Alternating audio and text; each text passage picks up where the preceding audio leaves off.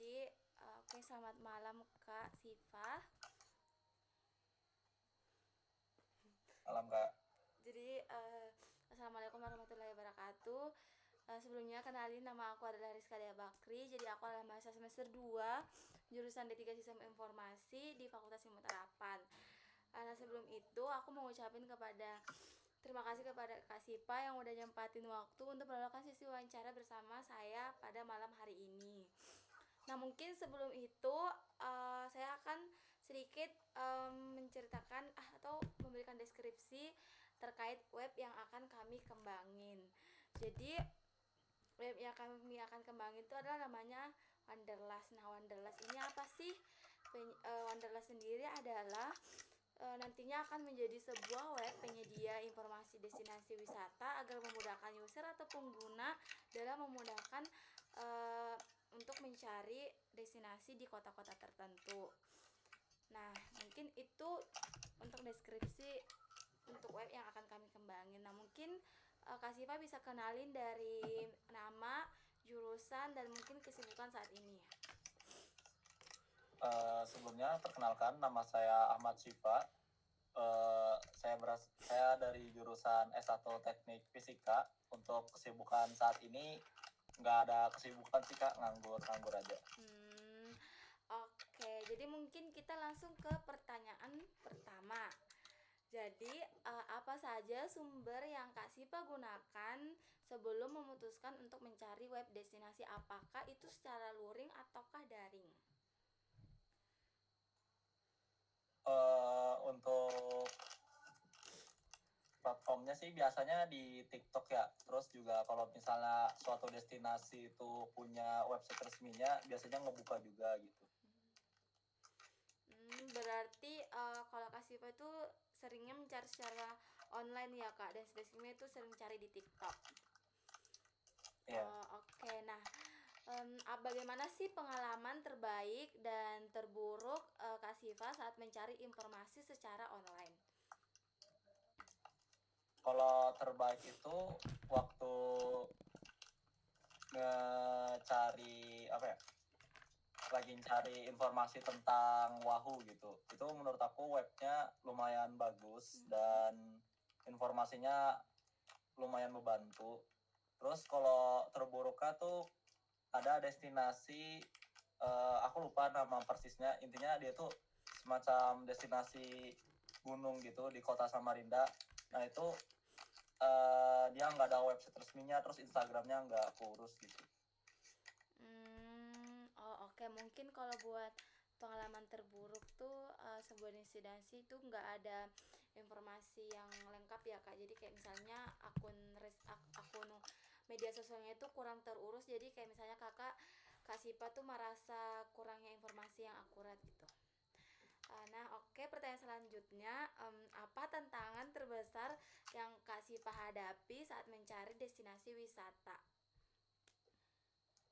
Kalau tantangan terbesar itu biasanya lebih ke informasi mendetail ya, contohnya kayak harga masuk, terus alamat lengkapnya. Kadang kan suatu wisata itu bisa aja ada yang nggak ada di Google Map gitu. Nah, kalau misalnya nggak ada kayak gitu kan lebih bagus tuh kayak dikasih tahu lah gitu detail dari alamat untuk kesananya gitu. Hmm, Untuk kesulitannya itu aja sih. oke. Mungkin untuk sekarang kalau tantangan untuk Kasipa itu kurangnya informasi terkait jam operasional ya, mungkin buat harga tiket masuk dan mungkin jarak ya Kak. Oke. Nah, menurut Kak Siva, fitur atau informasi apa yang paling penting dalam sebuah platform informasi wisata? Kalau informasi di sebuah wisata itu yang paling penting menurut saya itu eh, hal yang diunggulkan dari wisata tersebut gitu. Misal di sana itu ada apa aja.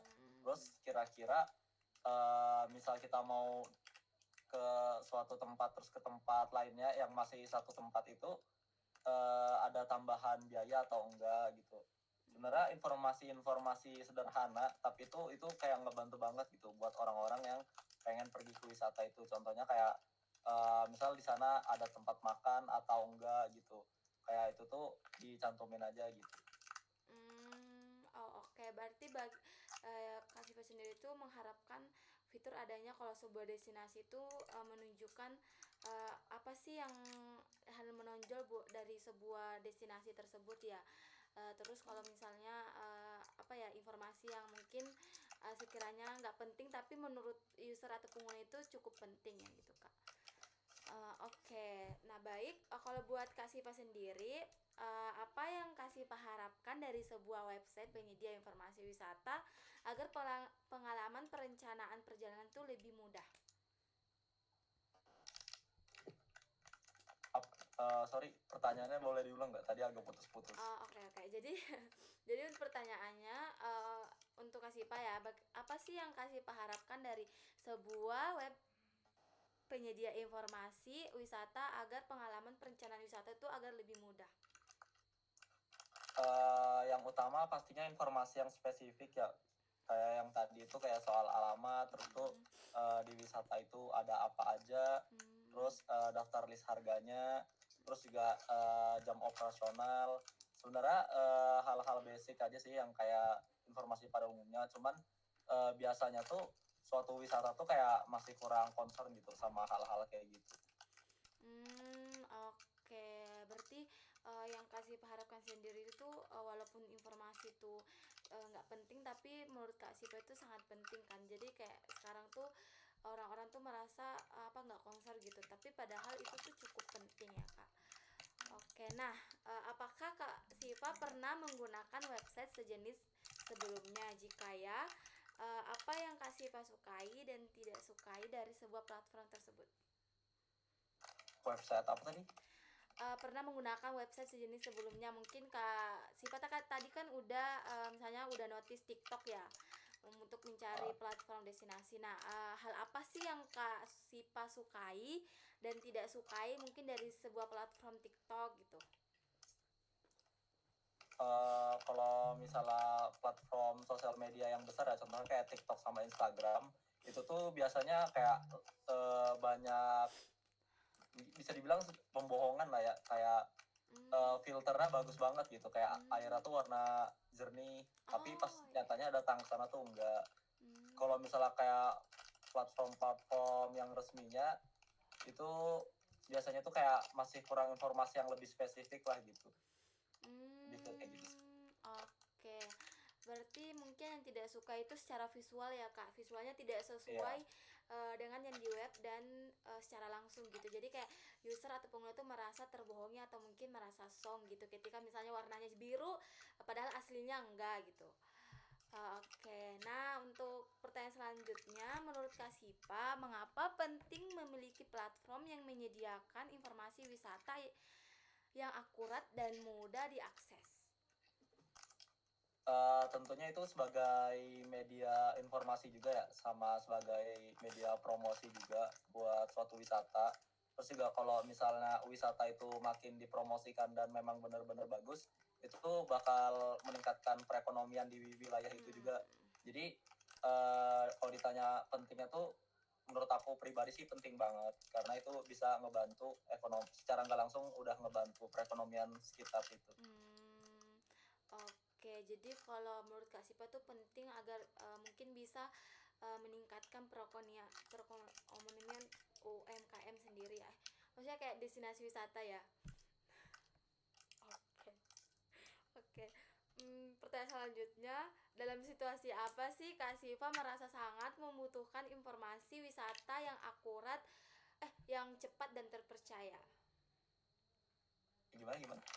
Dalam situasi apa Kak Siva merasa sangat membutuhkan informasi destinasi wisata yang cepat dan terpercaya? Kalau dalam situasi apa tuh, mungkin situasi liburan kali ya, kayak Ah, pengen jalan kemana gitu, terus kayak jadinya kayak cari referensi dulu, biasanya carinya lewat TikTok, terus kalau dari TikTok tuh lanjut lagi cari eh, apa, website resminya atau hmm, situs sosial media resminya gitu. oke. Jadi kalau Kak Siva tuh merasa sangat membutuhkannya, kita ingin liburan ya. Jadi kayak Kak Siva sangat membutuhkan informasi-informasi terkait wisata tersebut. Oke, oke. Ini adalah pertanyaan yang terakhir Kak Sipa. Jadi, bisa nggak Kak Sipa membayangkan website informasi wisata yang ideal? Bagaimana website tersebut membantu Kak Sipa dalam dalam kelancaran perjalanan Kak Sipa? Yang pertama informasi yang spesifik, terus apa, sebenarnya lebih bagus lagi tuh ada kayak rekomendasi gitu sih.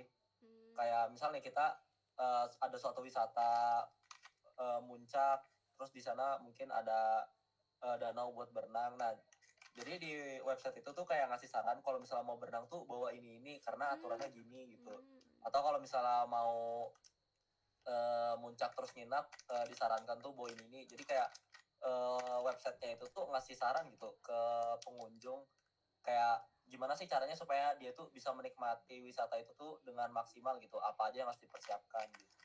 Kalau sisanya sih hmm. kayak hal-hal dasar informasi basic aja.